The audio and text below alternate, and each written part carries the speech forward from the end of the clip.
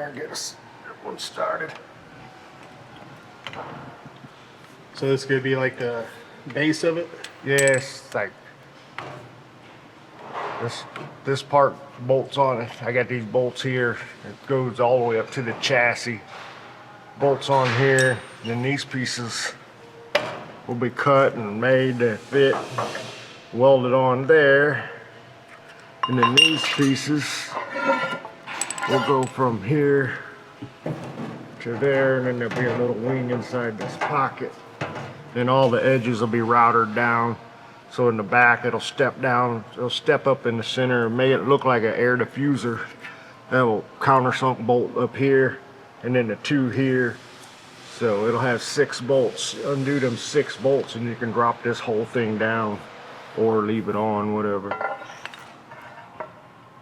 Why are you making it out of such thick aluminum? Because I wanted the depth. Otherwise, I mean, you know what I mean? The strength? No, not necessarily. I mean, well, if you crash it, then yeah, it's strong. But you want it, I wanted the thickness of it. Otherwise, I had to make it out of 2 pieces and then weld it and la da da da da. Now it's just.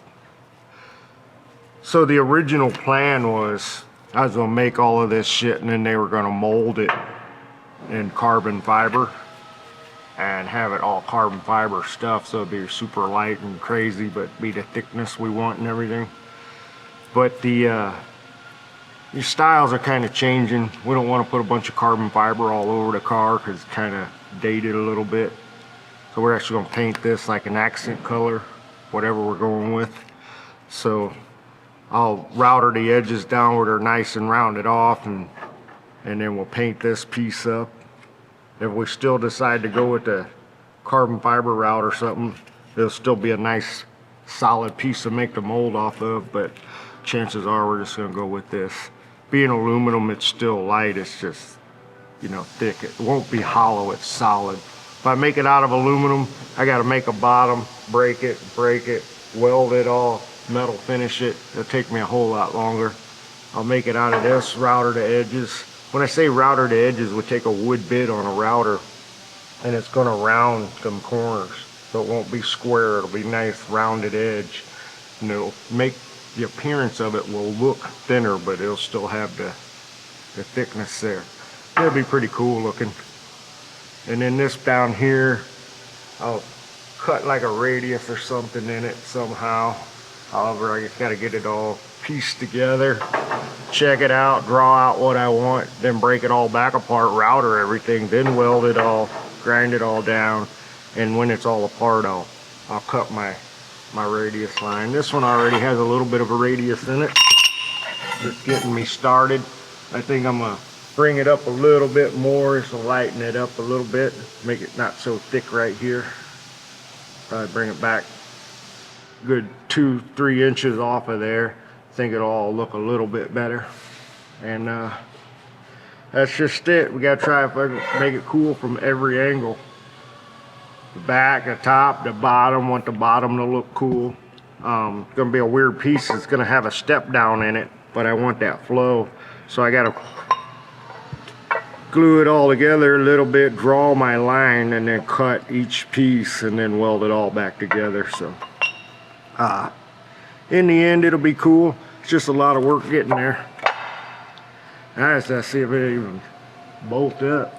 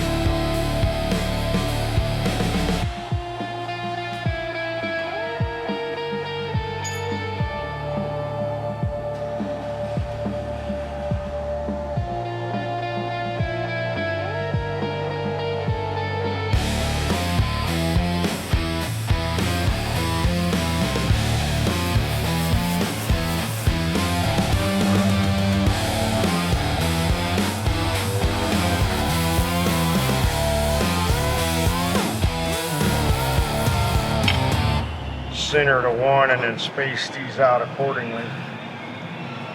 They'll be welded down the side and then metal finished so it looks nice.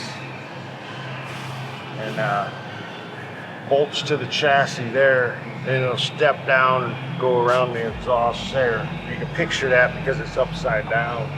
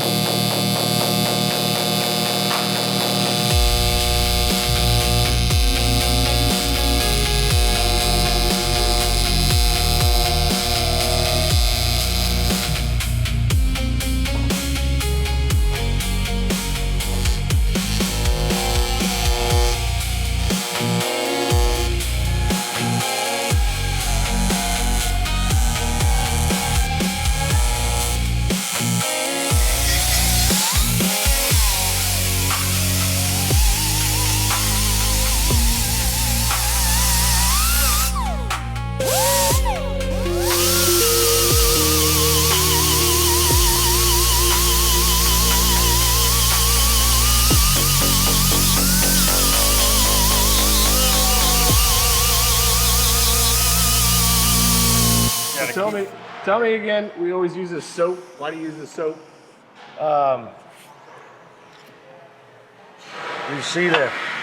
You see all the shininess? That's aluminum stuck in the pad. That's because I went too long with no soap. If I put soap on the pad, I put soap on there, just like cutting oil.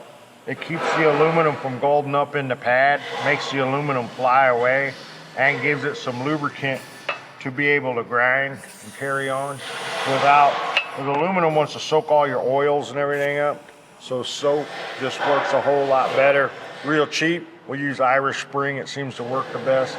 So you can go back and try to grind or weld and make repairs on it if you have to with the soap, where aluminum and grinding just embed into the aluminum too much, or the aluminum golds up your blade.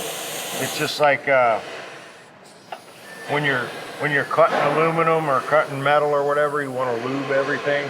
Well, with aluminum, it's so dense, you got to lube it no matter what you're doing, and this is our lube. I'll take this over to the bandsaw and put it on the bandsaw blade too, and it'll cut. And then once the soap's wore off, you'll feel it bog down, or you feel you have to press it harder, and then you put more soap on it, it takes off nice and easy again. So whatever it's doing, it works good. It makes the disc last longer. You get a little more cut out of them. So soap is our friend when we're doing aluminum.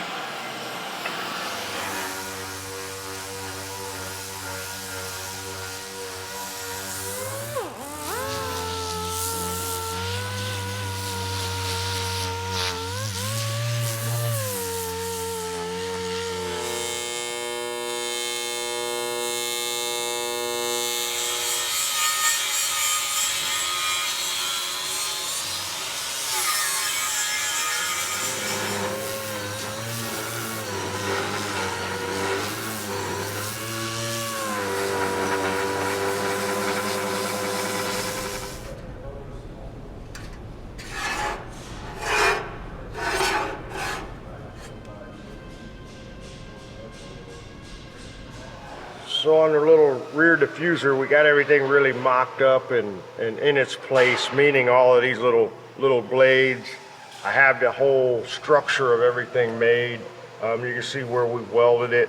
Put a really fat aluminum weld in there so I can shape it good. Want some material there so it doesn't get too thin. So my welds might have looked a little funky, but I was doing that on purpose to get them to knock down nice. So the side fins are on with a little bit of a curve. You see the whole structure of everything. Now I gotta weld in all these little blades and do the same thing, the metal work on that. And then I'll go back around and finesse everything where I got a little pinhole or what. Some of these corners, one side may look a little thicker than the other, so I got to figure out, do I want to thin the thick one or add a little bit of material and make the thin one fatter, whichever one looks most correct, and then it'll make the two matches. So I got to focus on all them corners. The corners are always a problem spot, because like I said, that's a man-made piece there. So if that has a little less or more curve than this side, then you'll see it on that front edge. We don't want none of that. So then I'll flip it over and do the same thing on this outer wing. After that, we'll countersink these holes, and this sucker will be ready to be put on and primed and painted or whatever we're doing after that. But that's the goal for today, is get all these welded in and then finesse everything, make sure it's to the nines, and on to the next project.